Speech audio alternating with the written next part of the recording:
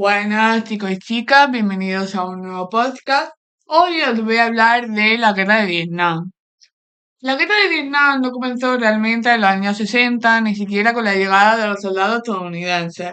Sus raíces se hunden mucho más atrás en el pasado colonial del sudoeste asiático y en la gran confrontación ideológica que marcó al mundo tras la Segunda Guerra Mundial. Para comprender por qué Vietnam se convirtió en el escenario de uno de los conflictos más traumáticos del siglo XX, es necesario retroceder al menos hasta finales del siglo XIX. Durante casi 100 años, Vietnam fue una colonia francesa, formaba parte de la Indochina francesa junto con Laos y Camboya. Francia explotaba sus recursos, controlaba la administración, dominaba el comercio del arroz y sometía a la población a un sistema de desigualdad profunda.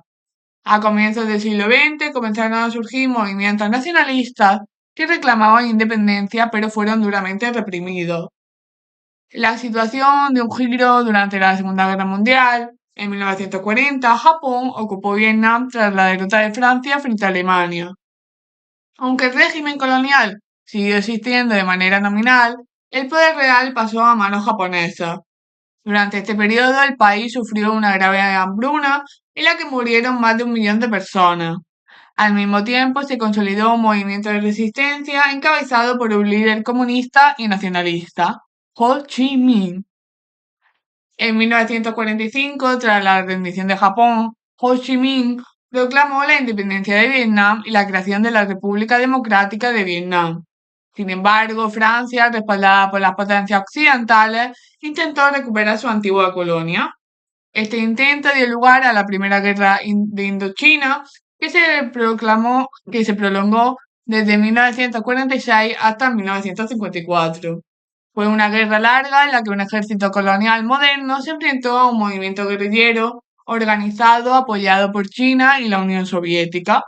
El conflicto terminó con una derrota histórica de Francia en la batalla de Dien Bien Phu. Tras esta derrota, las potencias internacionales se reunieron en los Acuerdos de Ginebra de 1954. Allí se decidió dividir provisionalmente Vietnam en dos a la altura del paralelo 17. Al norte quedaría el gobierno comunista de Ho Chi Minh y al sur un gobierno anticomunista inicialmente dirigido por Ngo Dinh Diem y apoyado por Estados Unidos. La división era en teoría temporal, ya que estaban previstas elecciones nacionales para 1956 con el objetivo de unificar el país. Sin embargo, estas elecciones nunca se celebraron, principalmente porque Estados Unidos temía una victoria comunista segura.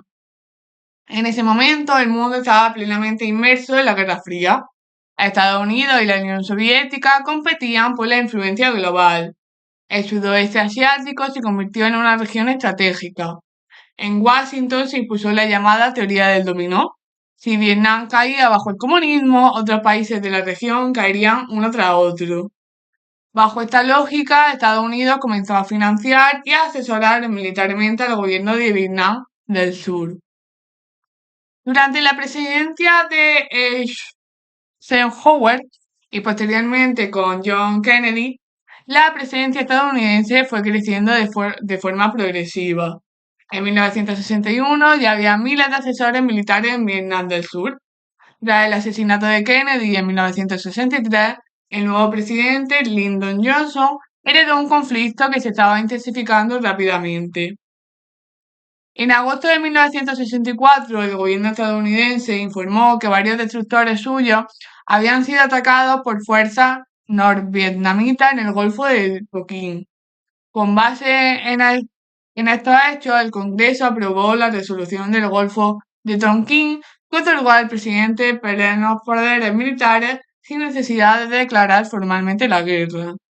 Décadas después, documentos desclasificados demostraron que el incidente fue como mínimo exagerado y utilizado como pretexto para justificar la intervención directa. A partir de 1965 comenzó la fase más intensa de la guerra. Estados Unidos inició la Operación Rolling Thunder, una campaña de bombardeo sistemático sobre Vietnam del Norte que se prolongaría durante años. Paralelamente llegaron al país los primeros grandes contingentes de combate. En 1968, Estados Unidos tenía desplegados más de 500.000 soldados en Vietnam. La guerra que se encontraron no era una guerra convencional, no había frentes definidos ni grandes batallas decisivas constantes. Gran parte del combate se desarrollaba en la selva, en las aldeas rurales, en las arrozales y una gigantesca red de túneles subterráneos construidos por la guerrilla.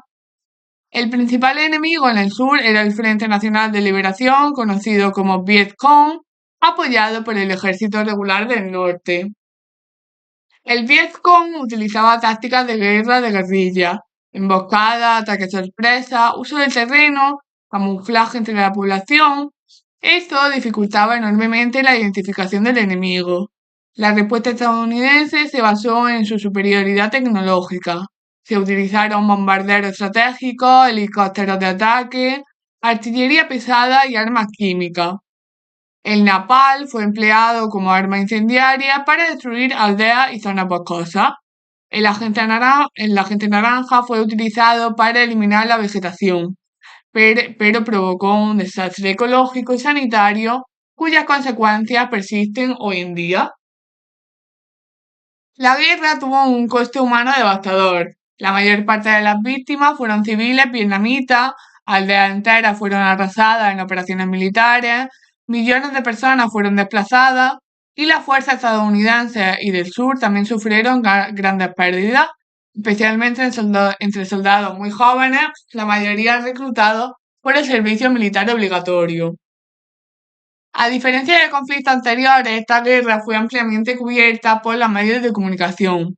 Los periodistas acompañaban a las tropas y enviaban reportajes casi diarios. La televisión mostró por primera vez imágenes directas del combate, aldeas en llamas, soldados heridos, ejecuciones, bombardeos y evacuaciones. Estas imágenes comenzaron a modificar profundamente la percepción pública de la guerra, especialmente en Estados Unidos. En 1968 se produjo uno de los acontecimientos más importantes del conflicto, que fue la ofensiva del Tet. Durante la celebración del Año Nuevo vietnamita, las fuerzas del norte y el Vietcong lanzaron ataques simultáneos en más de 100 ciudades del sur. Aunque militarmente la ofensiva fue contenida, desde el punto de vista político y mediático supuso un punto de inflexión. El gobierno estadounidense había asegurado repetidamente que la victoria estaba cerca, pero las imágenes de los combates en el corazón de Saigón desmintieron ese discurso. Desde ese momento el rechazo social a la guerra creció de forma imparable. En Estados Unidos las protestas se multiplicaron, estudiantes, intelectuales, veteranos y familias de soldados se manifestaron contra el reclutamiento y contra la continuación del conflicto. La guerra se convirtió en un factor central de la vida política y social del país. En 1969, Richard Nixon llegó a la Casa Blanca con la promesa de buscar una salida al conflicto. La nueva estrategia fue la llamada vietnamización de la guerra, que era reducir progresivamente la presencia de tropas estadounidenses y transferir el peso del combate al ejército de Vietnam del Sur. Al mismo tiempo, Estados Unidos intensificó los bombardeos sobre el norte y extendió el conflicto a Camboya y a Laos, lo que agravó la inestabilidad en toda la región. En 1973 se firmaron los Acuerdos de Paz de París. Estados Unidos se comprometió a retirar sus tropas y a respetar la soberanía vietnamita. Ese mismo año, el último soldado estadounidense abandonó Vietnam. Sin embargo, la guerra entre el norte y el sur continuó.